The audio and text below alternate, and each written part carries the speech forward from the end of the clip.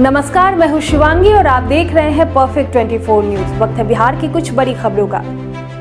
पहली खबर, चारा घोटाले में सजा पाकर जेल की सजा काट रहे राष्ट्रीय जनता दल सुप्रीमो लालू प्रसाद यादव की तबीयत बिगड़ गई है। उनकी किडनी 80% से ज्यादा खराब है।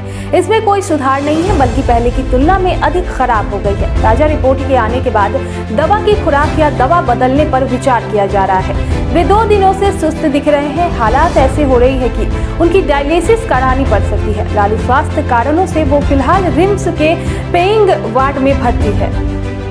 अगली खबर, देश के 5 राज्यों में विधानसभा चुनाव के मतदान के बाद विभिन्न एजेंसियों ने एग्जिट पोल कराए हैं।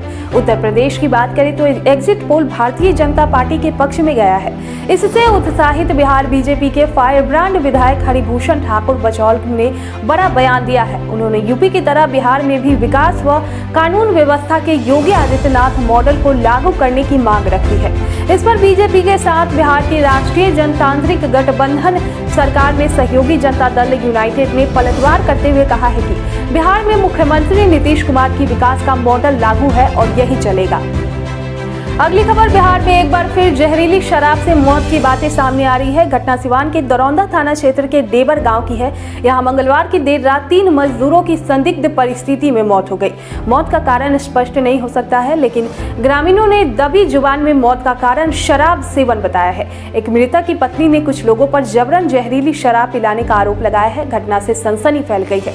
मृतक में कमलेश माझी, नूर मियां एवं अवध किशोर माझी शामिल है। अगली खबर, होली व अन्य त्योहारों को देखते हुए रेलवे बोर्ड के निर्देश पर ई टिकट की दलाली करने वाले कारोबारियों पर यहां धावा बोलकर आरपीएफ ने छापेमारी की व फर्जी ढंग से ई टिकट की दलाली करने वाले दलालों को गिरफ्तार किया। दलालों को गिरफ्तार करने को लेकर लगातार कार्रवाई आरपीएफ और सीआईबी के द्वारा की जा रही है। आरपीएफ के आईजी अतुल श्रीवास्तव और सीनियर कमांडेंट डॉक्टर अभिषेक के निर्देश पर गुप्त सूचना के आधार पर सीआईबी और आरपीएफ की टीम ने भगवान बाजार थाना क्षेत्र के स्टेशन रोड स्थित आयुष सीएससी सेंटर पर छापेमारी कर ई टिकट दलाल को गिरफ्तार किया। आरपीएफ पोस्ट छपरा जंक्शन के इंस्पेक्टर अनिरुद्ध राय व सीआईबी उप निरीक्षक संजय कुमार राय और जवानों की कार्रवाई करते हुए दुकानों के अंदर कई रेलवे टिकट, अन्य उपकरण और नगद रुपए जब्त किए। अगली खबर, रेल मंत्रालय के फैसले के बाद एनटीपीसी भर्ती परीक्षा के बिहार से करीब 1 लाख अभ्यर्थी को फायदा होगा। कुल रिजल्ट 7 लाख से अधिक होने की संभावना है। अब एनटीपीसी और ग्रुप डी अभ्यर्थियों को अधिसूचना का इंतजार है। इस संबंध में गठित कमेटी ने मार्च में पहले सप्ताह में रिपोर्ट दे दी है। कमेटी में शामिल अधिकारियों की माने तो रिजल्ट में बढ़ोतरी के अलावा कई अन्य तरह से सुधार की संभावनाएं हैं। ग्रुप डी की अधिसूचना में भी बदलाव हो सकता है। उत्तर प्रदेश के बाद बिहार में सबसे अधिक अभ्यर्थी रेलवे की तैयारी कर रहे हैं। रिजल्ट में संशोधन के बाद रिजल्ट की आधिकारिक घोषणा जल्द हो सकती है। इसमें पहले शनिवार के रेल मंत्री अश्विनी वैष्णव ने कहा था कि समिति को 3 लाख शिकायतें और सुझाव मिले थे। समाधान को जल्द अधिसूचित किया जाएगा। दूसरे चरण की परीक्षा होली के बाद शुरू होने की संभावनाएं है। यह परीक्षा 3 से 5 चरणों में होने की संभावनाएं है। अगली खबर, आम के शौकीनों को इस साल फलों के राजा का स्वाद चखने के लिए ज्यादा पैसा चुकाना पड़ेगा। बिहार में आम के मंजर पर मौसम की मार पड़ी है। जी हां, आम के पेड़ों पर पिछले साल की तुलना में 50 से 60% मंजर ही दिख रहे हैं। विशेषज्ञ लगातार बारिश और ठंड का मौसम देर तक रहने को इसका कारण बता रहे हैं। इसका असर आम की उत्पादकता पर पड़ना तय है। ऐसे में बाजार में आम की कीमत भी गत वर्ष की तुलना में ज्यादा रहेगी। पिछले साल की अपेक्षा आम के पेड़ में कम मंजर लगने से किसानों की चिंता बढ़ गई है। ऊपर से कीट का प्रकोप भी दिख रहा है। ऐसे में किसानों को आर्थिक नुकसान का डर सताने लगा है। यही कारण है कि परेशान किसान कृषि वैज्ञानिकों से संपर्क कर रहे हैं। राज्य के भागलपुर सहित पूरे कोसी क्षेत्र, गोपालगंज, सिवान, वैशाली सहित ज्यादातर इलाकों के किसानों ने इसकी शिकायत की है।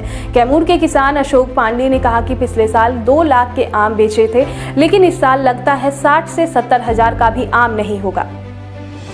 अगली खबर, मुख्यमंत्री नीतीश कुमार की अध्यक्षता में मंगलवार को आयोजित कैबिनेट की बैठक में कुल 14 प्रस्तावों की स्वीकृति दी गई। कैबिनेट द्वारा बिहार मद्य निषेध एवं उत्पाद अधिनियम 2022 को स्वीकृति दी गई।